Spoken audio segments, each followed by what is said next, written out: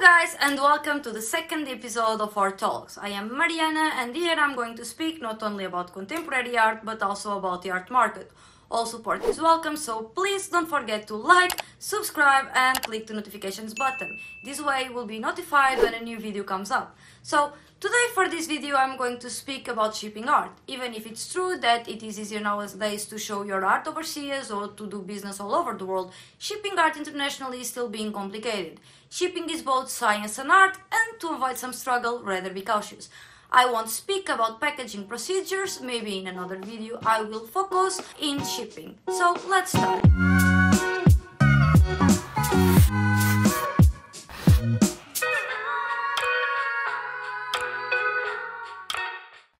What you need to know to ship export artwork internationally for exhibition and or sale. I'm going to divide this video in 7 parts. This way it will be easier for you to understand how to ship art and avoid some problems. 1. Export invoice. If exporting or importing artwork outside the European Union, you need an export invoice that can be A.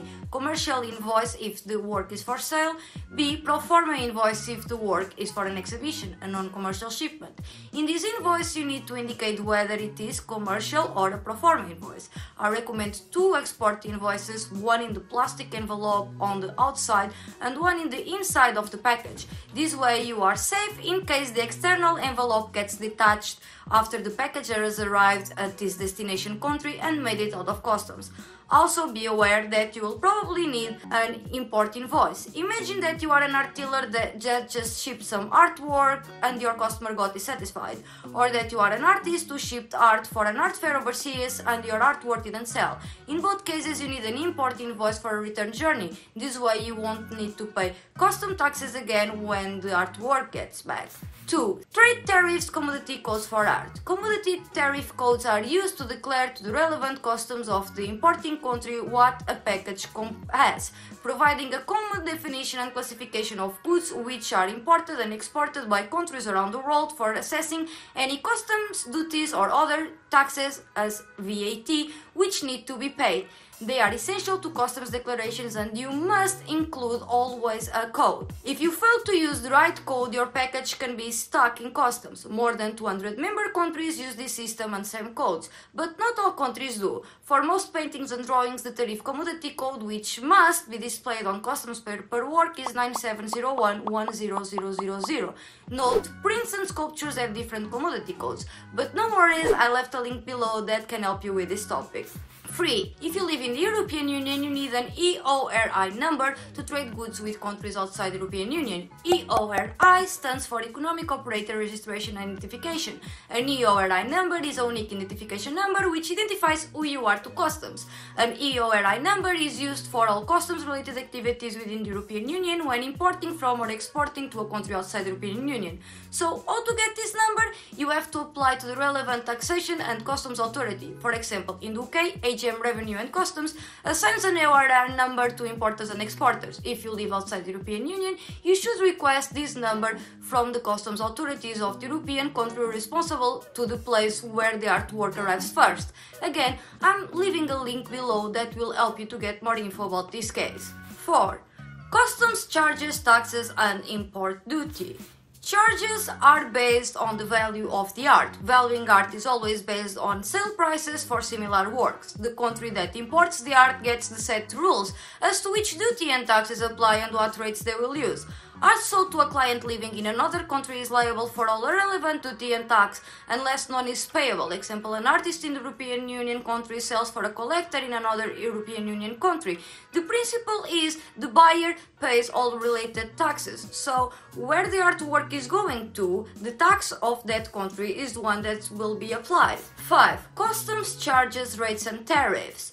Customs charges are based on valuation of the goods and agreed rates for trade. Countries tend to have trade agreements, which means at least some goods imported from some countries are charged a lower tariff.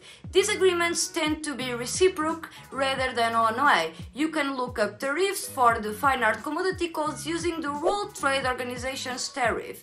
You can download it here, and it indicates those with a significant duty on imported art. Beware importing art to the European Union. In some European Union countries, the standard rate of import art applies. Within the European Union, the standard rate of VAT varies between 15 and 25%. In some European Union countries, a reduced rate of importing VAT applies. Therefore, importing art to the United States, if you lower the valuation of art with the intent of avoid tax, you are committing a felony. The USA has a 0% MFN duty. Sales tax payable depends on the state. Also operates on sales between states. Here can be a merchandise processing fee. Shipments of art into the USA are duty-free on artworks up to $800. There are special rules for trade showish order to ship merchandise in the United States. Customs requires the owner on record to have a US federal tax ID number, also known as employer ID, with a US mailing address. 6. Customs declaration forms. Customs declarations are required for all commercial items.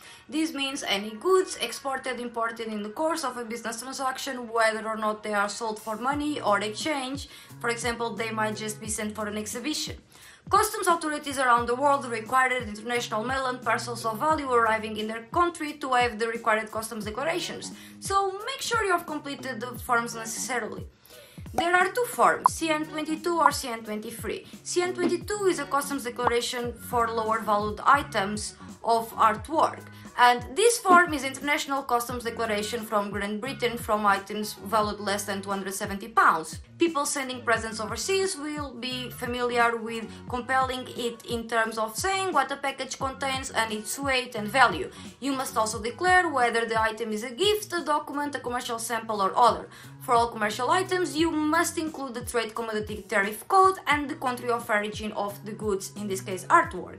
The CN23 is a customs declaration form for higher value artworks. CN23 is artworks valued at over £270. It requires a lot more information. What it looks like can vary from country to country, but it should still include all the required information. And we arrive to the last and seventh one, export licenses for cultural goods. You may need a license to export certain cultural goods over 50 years old.